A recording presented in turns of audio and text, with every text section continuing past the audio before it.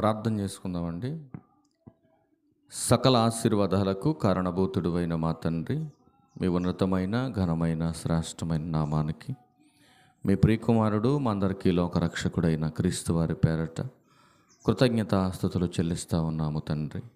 మా తండ్రివైన దేవ, మీ గ్రంథములో నుంచి కొన్ని విలువైన సంగతులు మీ పిల్లలకు వివరించట కొరకు సిద్ధపడుతుండగా సమయోచితమైన జ్ఞానాన్ని నాకు అనుగ్రహించండి. నీ పిల్లలు కేవలము వినేవారుగా ఉండి మోసపోక, విత్తబడుతున్న మాటలో ఉన్న సత్యాన్ని ప్రతి ఒక్కరూ కూడా తండ్రి అర్థం చేసుకొని గ్రహించడానికి తగినటువంటి జ్ఞానమును ప్రతి ఒక్కరికి అనుగ్రహించమని అడుగుచున్నాను. ఈ ఆరాధన ముగిసే వరకును కూడా తండ్రి ఎలాంటి అల్లరను ఆటంకమును లేకుండా మీ కృపచేత ప్రేమ చేత మమ్మల్ని అందరినీ కూడా ఆదరించి నడిపించమని క్రీస్తు వారి పరిశుద్ధమైన నామంలో ఈ ప్రార్థనా విన్నపములన్నీ కూడా అడిగి వేడుకొనుచున్నాము తండ్రి, ఆమె. క్రీస్తునందు చేరవచ్చినటువంటి ప్రియులైన దేవుని పిల్లలందరికీ ప్రభు అయిన యేసుక్రీస్తు వారి పేరట నా హృదయపూర్వకమైనటువంటి వందనాలు తెలియజేస్తూ ఉన్నాను. అలాగే ఇంత మంచి సమయాన్ని మనందరికీ అనుగ్రహించిన తండ్రి అయినటువంటి దేవునికి ప్రభు అయిన క్రీస్తు వారి పేరట నా కృతజ్ఞతాస్తుతులు చెల్లిస్తూ ఉన్నాను. ప్రియులరా, నేడు సంఘాలలో జరుగుతున్నటువంటి అనేకమైనటువంటి కార్యక్రమాలను బట్టి చూస్తే చేస్తున్నవన్నీ కూడా లేఖనానుసారంగా ఉన్నావా లేదా అని మనం చూడగలిగితే, ఈరోజు చేస్తున్నటువంటి క్రియలను బట్టి మీరు ఎందుకు ఇలా చేస్తున్నారు అని మనం అడిగినప్పుడు వారు చెబుతున్నటువంటి సమాధానం ఏమై ఉందనంటే, ఇది మాకున్నటువంటి ఒక నియమం, మా సంఘానికి ఉన్నటువంటి ఒక కట్టుబాటు అనే లేఖన విరుద్ధమైనటువంటి మాటలు ఈరోజు చాలా సంఘాల్లో మనకు కనబడుతూ ఉన్నాయి, వినబడుతూ ఉన్నాయి.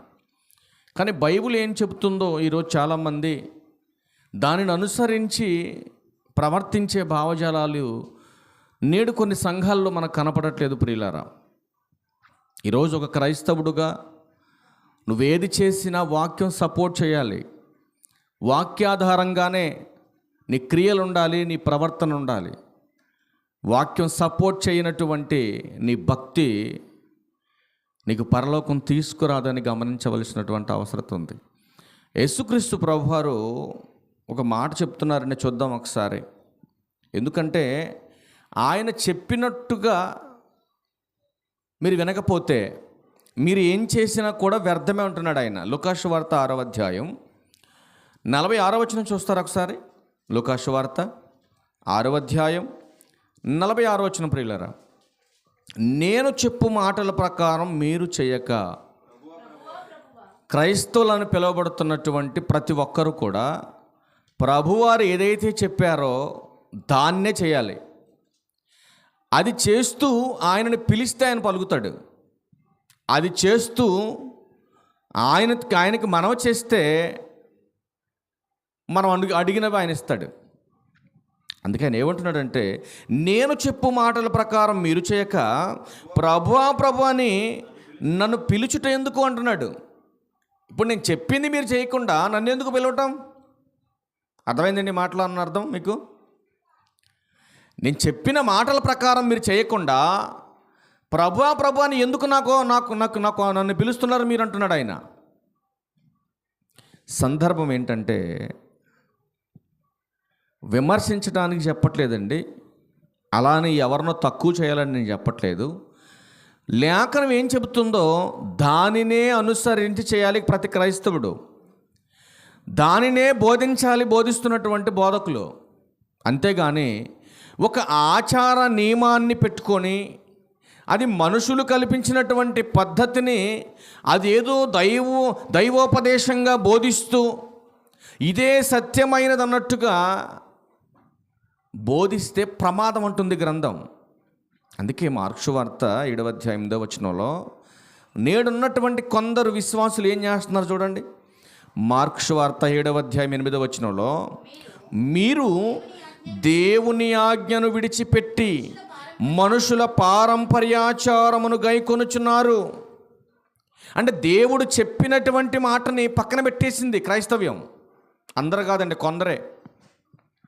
విశ్వాసులని పిలువబడుతున్నటువంటి వారు దైవ నియమాన్ని పక్కన పెట్టారు, మనుషులు కల్పించినటువంటి పద్ధతులను దైవోపదేశాలుగా బోధిస్తూ సంఘాన్ని మార్గం తప్పిస్తున్నారు.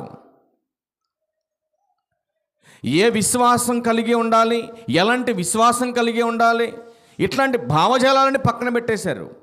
అసలు వాక్యం ఏం చెబుతుంది వాళ్ళకి అవసరం లేదండి.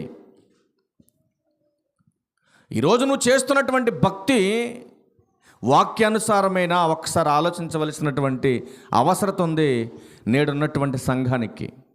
ఈరోజు నువ్వు చేస్తున్నటువంటి భక్తి, నేను చేస్తున్నటువంటి భక్తి భిన్నంగా కనపడుతుందంటే ఇది వాక్యానుసారమా కాదని మనం చెక్ చేసుకోవాల్సినటువంటి అవసరం ఉంది. ప్రియమైన దేవుని వారలారా, బైబిల్లో ఆదికాండం నుంచి ప్రకటన గ్రంథం వరకు చెప్పబడినటువంటి ప్రతి మాట ఏ కాలాన్ని బట్టి దేవుడు చెప్పాడు, దేనిని ఉద్దేశించి మాట్లాడాడు అన్న ఆలోచన అవగాహన లేకపోతే చాలా ప్రమాదం ఉంది క్రైస్తవునికి. తెలియక చేస్తే చాలా తక్కువ శిక్ష పడుతుంది. తెలిసి తప్పు చేస్తే కఠినమైనటువంటి క్షమాపణ లేనటువంటి శిక్ష పడుతుంది క్రైస్తవులకి. అది బోధించేవారికైనా బోధ వినేవారికైనా. ఏమంటే అందరూ చేయనటువంటి క్రియ నేను ఎందుకు చేస్తున్నాను, ఇదిగో నేను చేస్తున్నటువంటి క్రియ అందరూ ఎందుకు చేయట్లేదు, అసలు బైబిల్ ఏం చెప్తుంది దీని గురించి అన్న అవగాహన జ్ఞానం లేదని చాలామందికి. అందుకే బైబిల్లో సొలొమోను గారు ఒక మాట చెప్పారని చూద్దాం.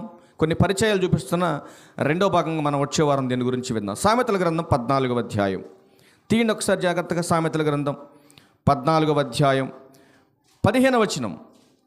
జ్ఞానము లేనివాడు ప్రతి మాట నమ్ముతాడు. అర్థమవుతుందండి? జ్ఞానం లేనివాడు ఏం చేస్తాడు? వాడు ఏం చెప్పినా అది నమ్ముతాడు. గుడ్డెదు చేలో పడ్డాడు పోతూ ఉంటాడు. అసలు ఈ సంఘం, ఈ సేవకుడు, ఈ బోధ ఎలా ఉంది, అసలు ఇది లేఖనం ఎంతవరకు సపోర్ట్ చేస్తుంది అన్న జ్ఞానం లేదండి. నువ్వు డిగ్రీ చదవచ్చు, ఎంఎస్సీ చేయవచ్చు, లేకపోతే ఏ టెక్కైనా చేయవచ్చు నువ్వు, కానీ బైబిల్ జ్ఞానం కావాలి ప్రతి క్రైస్తవుడికి. ఎన్నో సంవత్సరాల నుంచి బాప్తిస్మాలు పొంది సంఘానికి పోతూ ఉంటారు. ఇంకా బైబిల్ పైన అవగాహన లేకపోతే ఎలాగా? సామెతల గ్రంథం 9వ అధ్యాయం 6వ వచనం చూడండి ఏమంటున్నాడా? సామెతల గ్రంథం 9వ అధ్యాయం 6వ వచనం. ఇక జ్ఞానము లేని వారై ఉండక బ్రతకండి. 10 సంవత్సరాల నుంచి మందిరానికి పోతున్నావు, నీ చేతిలో పట్టుకున్న బైబిల్లో ఉన్న జ్ఞానం ఇంకా నీకు అర్థం కాకపోతే ఎందుకురా నాయన నువ్వు మందిరానికి పోవటం? అసలు నేను చేస్తున్నటువంటి భక్తికి అనుగుణమైనటువంటి క్రియలు ఎందుకు లేఖను సపోర్ట్ చేయట్లేదు అంటే, నేను చేస్తున్న ఈ క్రియలు లేఖను సపోర్ట్ చేయట్లేదంటే ఇది భక్తికి కావలసినటువంటి పని కాదన్నమాట. అందుకే మీరు ఏం చేసినా లేఖను సపోర్ట్ చేయాలి, లేఖనానుసారంగా ఉండాలి. కానీ ఈరోజు లేదు. నేను చేస్తున్నటువంటి బోధ వాక్యానుసారంగా ఉందా లేదా చెక్ చేసుకోవాల్సిన బాధ్యత మీకు ఉందా లేదా? సంఘమా మీకు ఉందా లేదా? ఒక సంఘాన్ని చూపిస్తాం మీకు. దానికంటే ముందు ఒక మాట చూద్దాం. పరిచయాలు చూపిస్తున్నాను జస్ట్ మీకు అంతే. వచ్చేవారం రెండో భాగం మీరు ఇందురు కానీ పరిచయం చేస్తే మార్క్స్ వార్త యేసుక్రీస్తు ప్రభువారు ఎంత మంచి మాట చెప్తున్నాడు చూడండి. 4వ అధ్యాయం 23-24. వినుటకు చెవులు ఎవరికైనా ఉండిన యెడల వాడు వినుగాక, మరియు ఆయన మీరేమి వినుచున్నారో జాగ్రత్తగా చూసుకోవాలి. ఏదో చెప్పేస్తున్నారు కదా, చేసేస్తున్నాం కదా అని అనుకుంటే ఒరిగేది ఏమి లేదు నాయన. ఆలోచించు, అది భక్తి అనుకుంటున్నావు అంతే నువ్వు.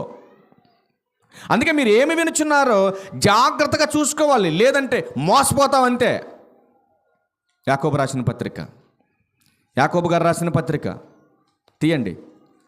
యాకోబు గారు రాసినటువంటి పత్రిక 1వ అధ్యాయం 22వ వచనం. మీరు వినివారు మాత్రమై ఉండి మిమ్మల్ని మీరు మోసపుచ్చుకొనకుండా. నీ జ్ఞానం లేదనుకో, చెప్పేవాడు ఏది పడితే చెప్పేస్తాడు. నీ జ్ఞానం లేదనుకో, వాడు ఏది పడితే చెప్తాడు, ఏది పడితే నువ్వు నమ్మేస్తావు.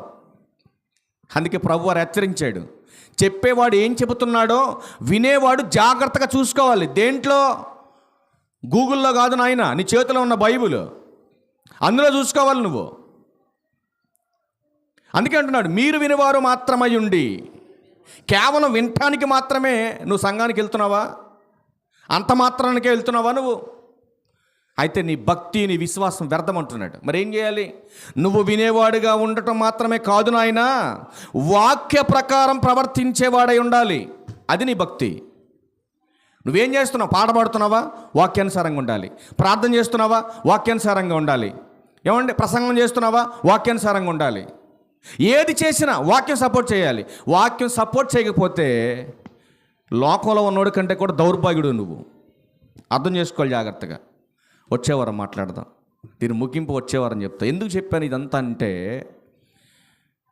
ఇదంతా అంటే దేవునికి ఇష్టమైన ఉపవాసం ఏది అనే కాన్సెప్ట్ మీకు చెప్పడం కోసం జస్ట్ మీకు ఇంట్రడక్షన్ ఇచ్చానంతే. వచ్చేవారం చెప్తాను మీకు అసలు దేవునికి ఇష్టమైన ఉపవాసం ఏదో అది చెప్తాను మీకు. ఒక పూట తిండి మానేసి, ఒక పూట నీళ్లు తాగటం మంటలేండి, ఒక పూట తిండి మానేసి 6 గంటల టైం లిమిట్ పెట్టుకొని, ఇది ఏదో దేవుని పేరట ఏదో గొప్ప సాహసం చేసిన వాళ్ళలాగా కొంతమంది తెగ ఓవర్ యాక్షన్ చేసేస్తున్నారు బయట. ఏంటి 6 గంటలు తిండి మానేస్తే అది భక్తా? ఏమండి మీరు ఆలోచించండి. ఈ కాలానికి ఒక పేరు ఎట్టేసుకొని ఇది ఒక దినం, ఇది ఒక కాలం అని పెట్టేసుకుంటే అది భక్తి అయిపోద్దా? అసలు ఈ 4 రోజులు ఉన్నటువంటి భక్తి నీ బ్రతుకంతా ఉండాలని బైబిల్ చెప్తుంది. కానీ అసలు దేనికోసం ఇది ప్రారంభించబడింది? ఈ కాలం ఒక పాపి మార్పు జరగాలని ఆనాడు మంచి ఉద్దేశంతో ప్రారంభించారండి. కానీ దీన్ని ఈరోజు ఏం చేశారో తెలుసండి? వాక్య జ్ఞానం తెలియనటువంటి కొందరు అజ్ఞానులు వాళ్ళ ఇష్టానుసారంగా లోకాన్ని కనెక్ట్ చేసి తీసుకెళ్ళిపోయి, ఒక పాపి మారాలంటే వాడిలో ఉన్నటువంటి మలినాన్ని కడగగలిగేటటువంటి శుద్ధీకరణ సిద్ధపాటే ఈ ఉపవాస దినం. కానీ ఈరోజు ఏం చేస్తుంది క్రైస్తవ్యం? ఎవడికి నచ్చినట్టు ఆడు చేసేసుకుంటూ వెళ్ళిపోతున్నారు. అన్యజనుల మధ్య దేవుని నామం దూషింపబడుతుంది.